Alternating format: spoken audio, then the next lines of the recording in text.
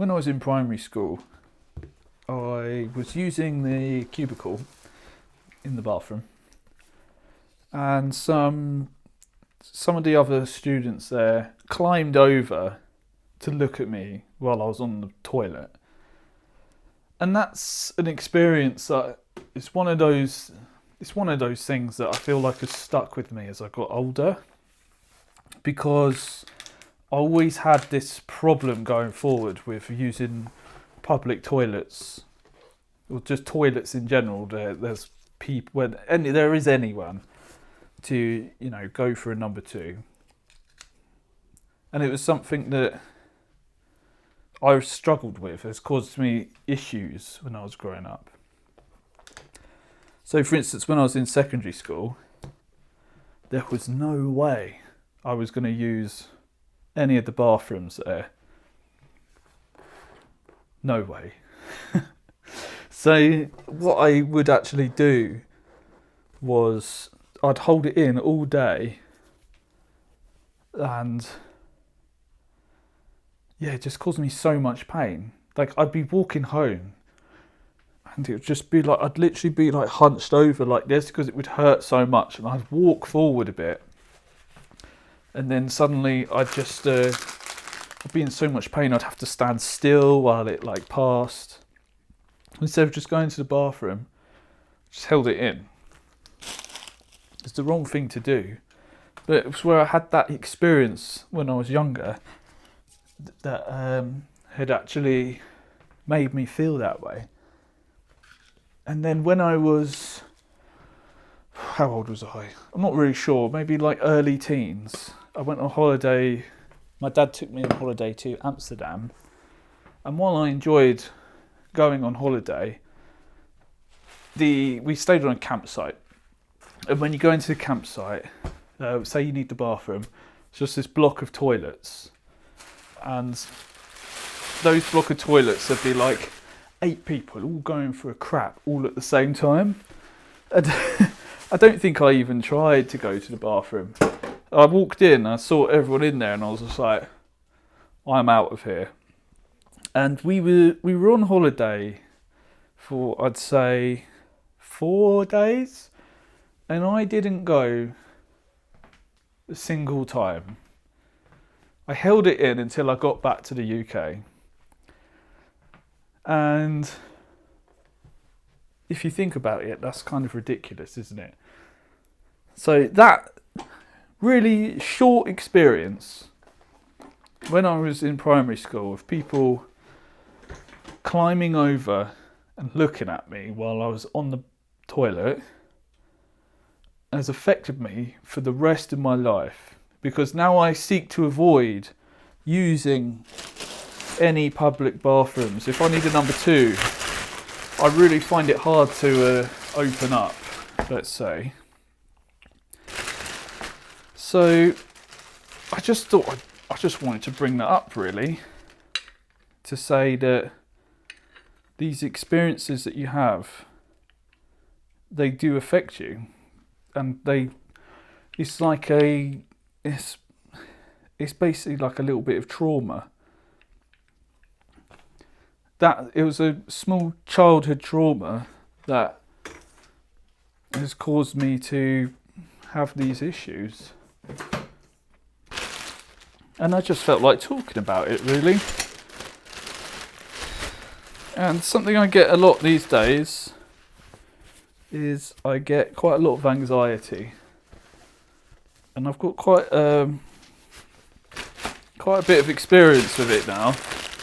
So, for instance, sometimes in public spaces, like for instance, we was on holiday in Florida, and we were in a mall, and just suddenly this feeling came over me that I had to leave, and my heart was racing, I felt lightheaded, and I just had to get out as soon as possible. And that sort of thing has happened quite frequently to me over the years. It's not a fun experience. More recently, where I currently work at the minute, I'll come in and there'll be so many people everywhere, And it triggers that inside of me where I feel like I need to get out of here. So I get the same thing again, where I just get lightheaded. I feel like I'm going to have a panic attack. So just I'm not really sure what triggered that, to be honest. But it's really not nice.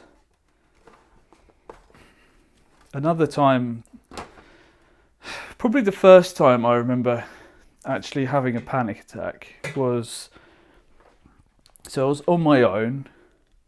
It was late at night and I was playing Dead Space 1. It's back when Dead Space was, I don't think Dead Space 2 was out yet. So it was a horror game. And I was smoking a big joint. I remember it was cheese. And I smoked it all to myself with this L. This was back when I used to smoke. And it was the bit where there's this necromorph and it reanimates itself. So you can't kill it. Like, you have to escape. I think you blast it with the spaceship or something, like the engines. And once you've done that, it's dead. But basically, I just smoked a joint. And I'd done that part of the game. And once it was over, my heart was racing throughout the whole thing. And then once it was over, it's like, okay, I've done it. It's like my heart just kept going. And then I started panicking. So I run downstairs and I go out into the garden and I just start lying on the floor. Basically, I've died. I've sort of just given up. And then from there on, I started getting panic attacks every time that I smoked or vaped weed. So it completely changed the experience for me, because it showed me that having this experience was a thing. I'd never had that before, that panic. And I feel like that was one of the biggest contributors to me feeling the way that I do now and getting the anxiety that I have. I actually think it's all down to that one experience.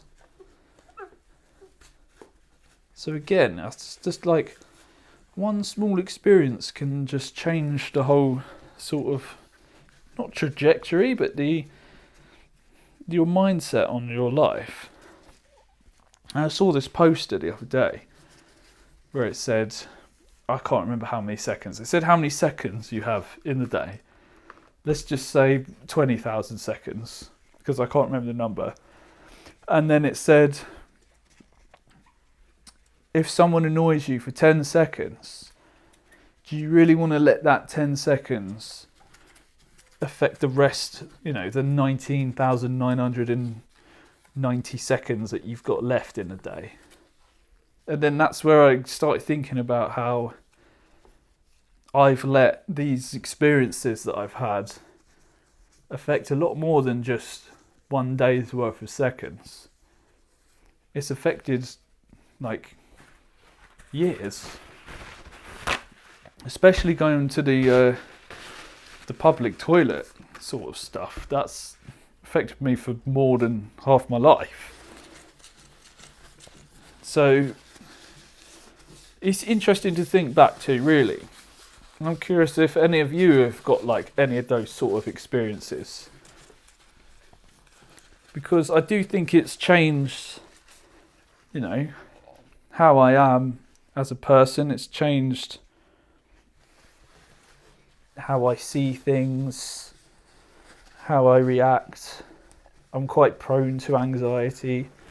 I don't know if I would have ended up the way that I am now if things were different. Honestly, I've no idea, because you only live one life. I can't, have that experience not happen and then compare. So there's not much I can really do about that, but it's just interesting to think about.